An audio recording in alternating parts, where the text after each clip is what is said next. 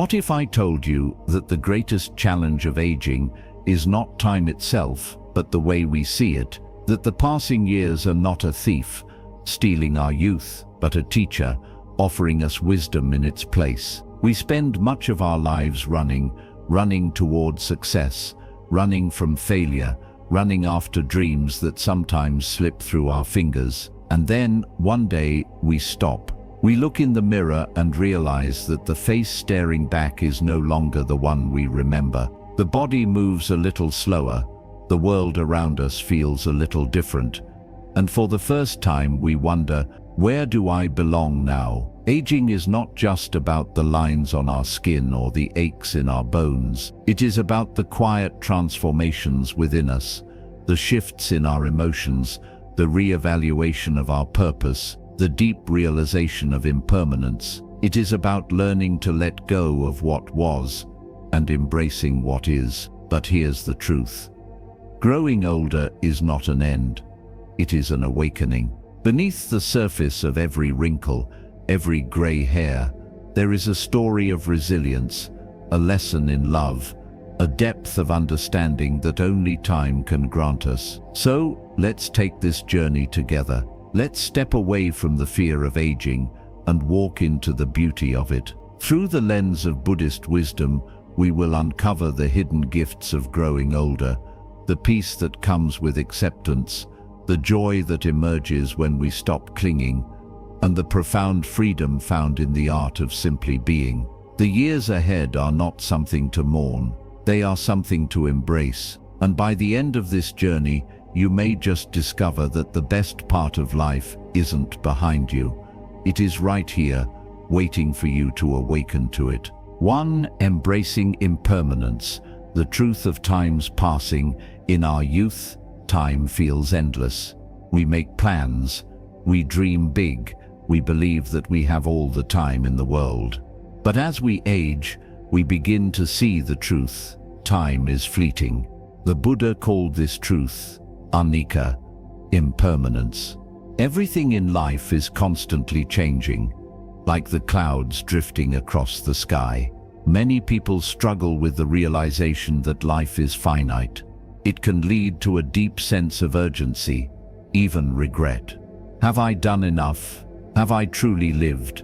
But Buddhist philosophy teaches us that clinging to the past or fearing the future is the very source of suffering.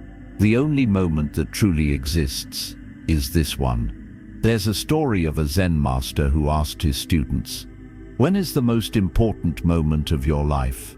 One student answered, "The day I was born." Another said, "The day I will die." But the master shook his head and said, "No, the most important moment of your life is always now. We do not need to grieve the time that has passed, nor should we fear the days ahead. Instead, we should wake up to the present moment, because in this moment, we are alive. And as long as we are alive, there is still time to grow, to learn, to love." There is a well-known story in Buddhist tradition about a man being chased by a tiger. He runs as fast as he can, but soon finds himself at the edge of a cliff. Desperate, he grabs onto a vine and dangles above the abyss. Above him, the tiger prowls. Below him, sharp rocks wait. In that moment, he notices a ripe, red strawberry growing from the vine. He plucks it, tastes it, and smiles. For that moment, nothing else matters but the sweetness of the strawberry.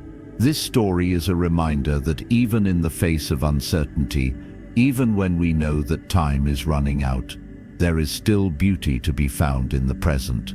Too often, we spend our days either longing for the past or worrying about the future, forgetting that life is unfolding right now. An elderly woman once told me, "If I could give my younger self one piece of advice, it would be this. Stop waiting. Stop waiting for the perfect moment. Stop waiting until you have more money, more time, more energy. The perfect moment is the one you have right now." Aging is not about losing time. It is about waking up to it.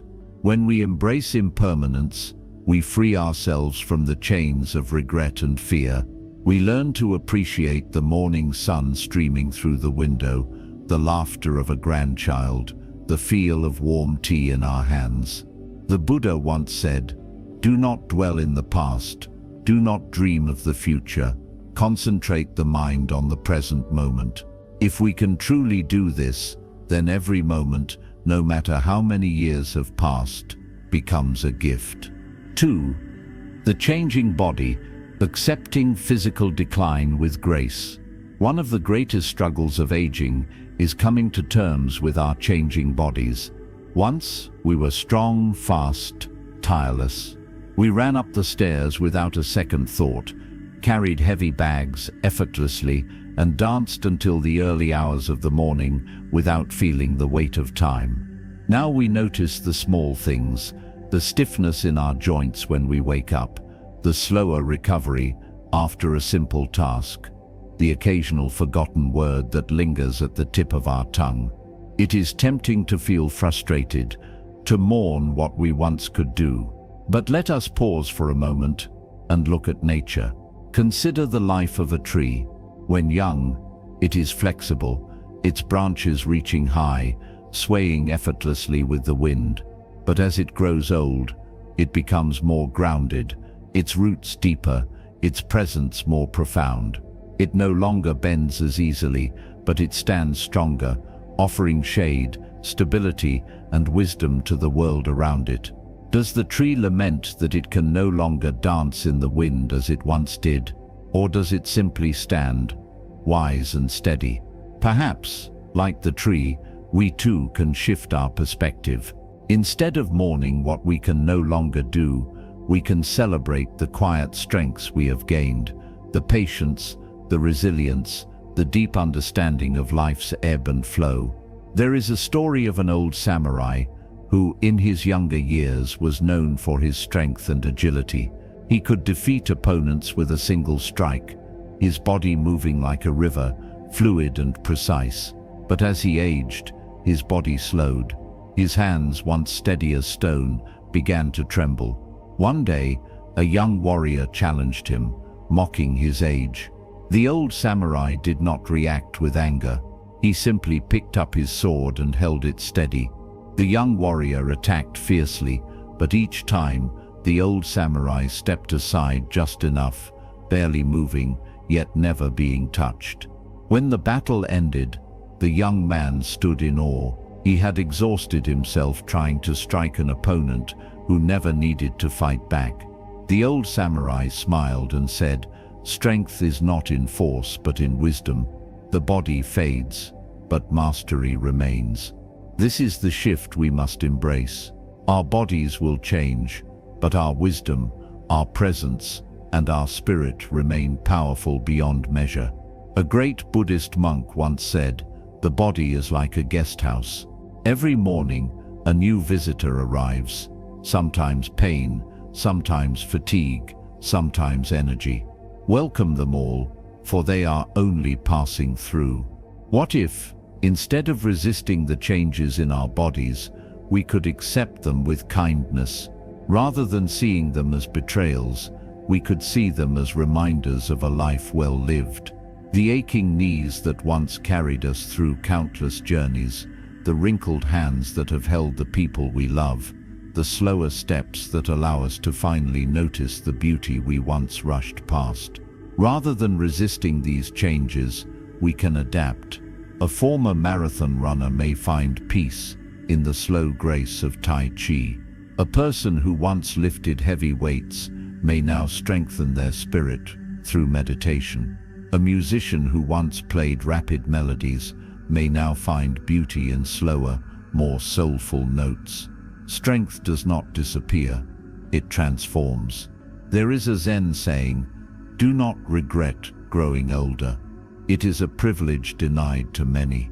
In a small village, there was an elderly woman named Aiko who once loved to climb mountains. Every morning, she would wake before dawn and hike up to the highest peak, watching the sunrise spill golden light over the valleys below. But as she aged, her legs no longer carried her as they once did. She struggled to climb, and eventually she could go no further than the base of the mountain. At first, she was heartbroken, but then she realized something. She had never truly looked at the flowers blooming at the mountain's base, never noticed the delicate dance of butterflies in the morning mist, never truly listened to the soft hum of life around her. For the first time, she sat, breathed deeply, and simply watched. And in that stillness, she found the same peace she had once sought at the mountain's peak. This is the wisdom of aging. We may not move as fast, but we see more deeply. We may not do as much, but we understand more. And that, in itself, is a gift. True strength is not in the body, it is in the mind. 3. The weight of loneliness. Finding connection in unexpected places. As we age, we may find our social circles shrinking. Friends move away, loved ones pass, and the once lively gatherings grow quieter. What was once a home filled with conversation and laughter may now feel too silent, too still. The weight of loneliness settles in our hearts like an old, unwelcome guest. But Buddhism teaches us that we are never truly alone. In a small village in Japan, there was an old woman who lived alone. Every morning she would sweep the steps of the temple, humming softly to herself. A young monk, noticing her, asked, "Why do you sweep the temple steps when no one is here to see?" She smiled and said, "Because when I sweep, I am in the company of the wind. I hear the whispers of the leaves. I feel the sun's warmth. I am never alone." This simple story reminds us that connection is not only found in people, it is found in the world around us. There is a Buddhist teaching that says, when we are truly present, the whole universe becomes our companion. The rustling of trees, the laughter of children playing nearby, the quiet companionship of a pet, these are all forms of connection, waiting for us to notice them. An elderly man named Thomas once shared his story. After his wife passed away, he found himself sitting alone in their house, day after day. The silence was unbearable. He felt as though life had lost its color. One afternoon, as he sat on his porch, a stray cat wandered up to him. At first he shooed it away, but the next day it returned. And the day after that, slowly Thomas began leaving food for it. He started talking to it even though he knew it couldn't answer. Over time he realized something. He no longer felt so alone. That small, unexpected connection had become a thread tying him back to the world. Loneliness is not just about being alone, it is about feeling disconnected. And sometimes we must take the first step in rekindling that connection. A retired teacher named Margaret had spent years shaping young minds, but after retirement, she found herself with endless free time and no one to share it with. The loneliness felt suffocating. One day she decided to volunteer at the local library, reading to children. At first she wondered if anyone would care about an old woman reading stories, but the children adored her, and soon she became a beloved fixture in the community. Through giving, she rediscovered her purpose, and with it, a deep sense of connection. The Dalai Lama once said, "We are all visitors to this time, this place. We are just passing through. Our purpose here is to observe, to learn, to love, and then we return home." Perhaps loneliness is an invitation to step outside, to engage, to create new bonds, even in places we never expected. We must open our hearts to connection in all its forms, joining a community, practicing kindness, embracing the world around us. It is never too late to reach out, to find companionship, to be part of something larger than ourselves. If we can learn to see loneliness not as an emptiness, but as an opportunity to connect with nature, with others, and with ourselves, then perhaps we will never truly be alone. 4. Regret and unfulfilled dreams. The power of the present. Regret is one of the heaviest burdens of old age. It lingers in quiet moments, whispering reminders of the dreams we never chased, the words we left unspoken, the paths we never walked. The weight of what could have been often feels unbearable, like a shadow that follows us, no matter how much we try to move forward. But what if regret is not a punishment, but a teacher? What if, instead of seeing our past choices as mistakes, we viewed them as lessons guiding us, even now, toward a deeper understanding of what truly matters? There is a well-known story of a man who once asked the Buddha, "I have wasted so much of my life. Is it too late for me?" The Buddha pointed to a tree. "When is the best time to plant a tree?" he asked. 20 years ago, the man replied. "And when is the second best time?" the Buddha asked. The man thought for a moment. Now, this simple but profound teaching reminds us that it is never too late to follow our passions. It is never too late to live fully.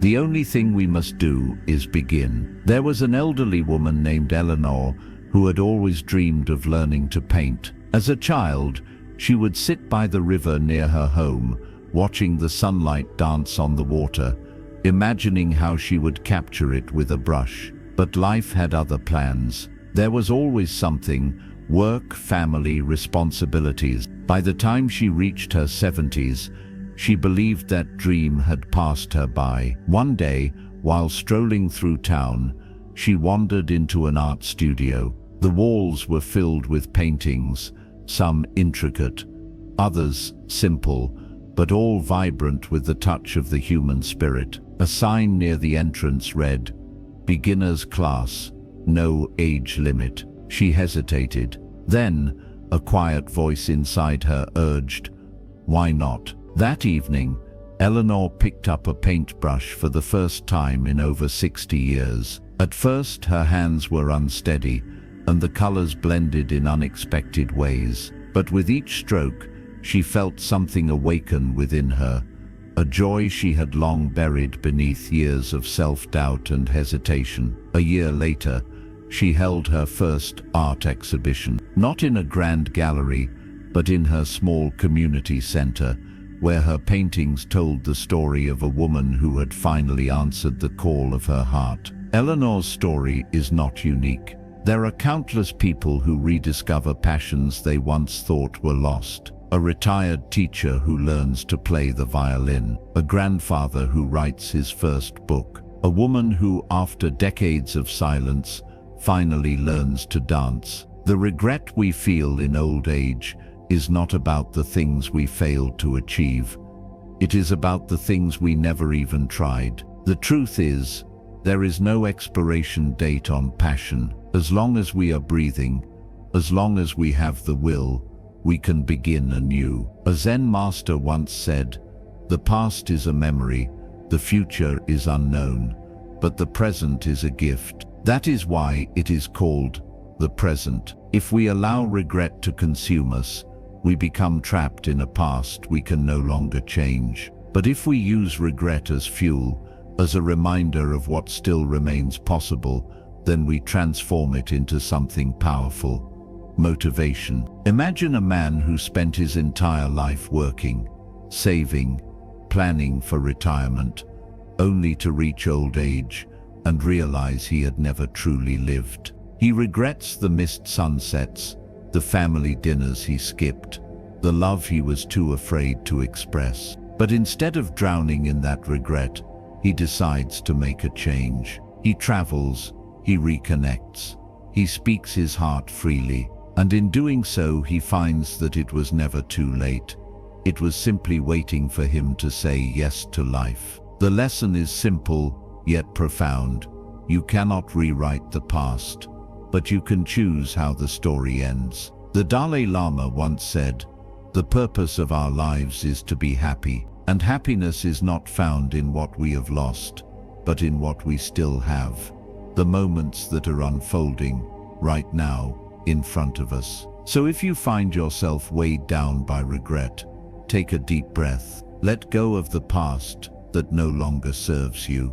Focus on the present and ask yourself, what can I do today? Maybe it's learning something new. Maybe it's telling someone you love them. Maybe it's simply appreciating the sunrise in a way you never have before. Because the truth is, life is not measured by the years behind us, but by the moments we choose to embrace now. 5.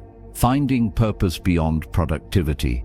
In the West, our sense of worth is often tied to productivity. For decades, we are conditioned to believe that our value comes from what we accomplish, the degrees we earn, the promotions we secure, the goals we check off our lists. We wear busyness like a badge of honor, measuring our days by how much we get done. But then comes retirement. The emails stop. The calendar clears. The daily routine that once defined us fades, and suddenly we are left with a question that many of us never truly prepared for. Who am I when I am no longer useful? A retired professor once confided in a Buddhist monk, "I feel useless. My career defined me, and now I have no purpose." The monk smiled gently and asked, "Do you still breathe?"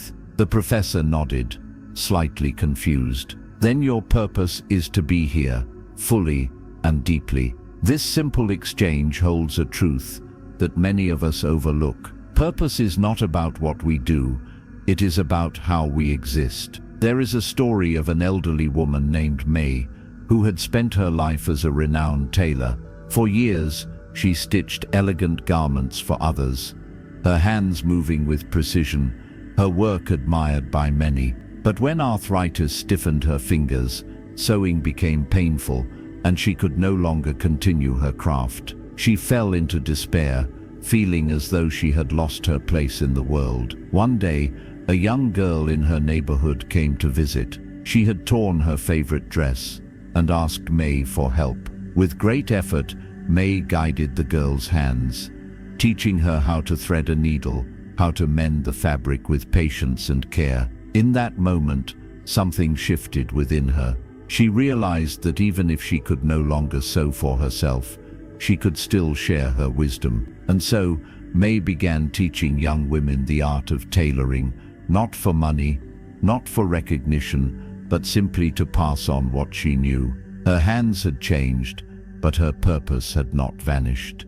It had transformed. Buddhist philosophy teaches that our purpose is not tied to external achievements, but to the way we engage with life. Whether it is mentoring the younger generation, painting, gardening, storytelling, or simply offering a listening ear, our presence itself is enough. The Japanese concept of ikigai, which roughly translates to reason for being, suggests that a fulfilling life is not about relentless achievement, but about aligning our actions with what brings us joy and connection. A man named George, after retiring from his law career, found himself restless. He missed the intellectual engagement, the structure, the sense of importance. One day, while waiting for his wife at the grocery store, he struck up a conversation with a teenage boy struggling with his college application essays. Without thinking, George offered to help. That small moment turned into a weekly ritual, helping young students with their writing, guiding them through their fears and aspirations. He no longer wore a suit, no longer sat in a courtroom, but he had never felt more alive. Purpose, he realized, was not in the title he held. It was in the moments he showed up for others. The Buddha once said, "Your work is to discover your world, and then with all your heart give yourself to it." Discovering our purpose does not mean returning to the workforce or finding a new title to cling to. It means recognizing that we still have something to offer. Our wisdom, our kindness, our ability to be present with another human being. A woman in her 80s once shared, "My purpose now is simply to love, to wake up and love the day, to love the people I meet, to love the quiet moments. That is enough." And perhaps that is the greatest purpose of all. As long as we are here, we have meaning. As long as we breathe, we belong. Aging is not the closing of a book. It is the turning of a page. A chapter rich with wisdom, love, and newfound understanding awaits. Too often we see the passing years as a diminishing of life, when in truth they are an invitation to slow down, to savor, to embrace the beauty and simplicity. Life is not measured by the years behind us, nor by the titles we once held. It is measured by the depth of our presence, the kindness we extend, and the love we cultivate along the way. The past is a memory. The future is unknown. But this moment, this very breath, is yours to embrace. So, let the setting sun remind you, you are not fading, you are transforming. You are not losing, you are awakening. The best is not behind you, the best is within you. As you step forward on this journey, know that you are never alone. There is a community here, a space where wisdom is shared, where presence is honored, where every soul is valued. If this message has resonated with you, I invite you to join us. Subscribe to the channel, share your thoughts in the comments, and continue walking this path with us. Let's create a space where aging is not something to fear, but something to celebrate. Together, we grow. Together, we find peace.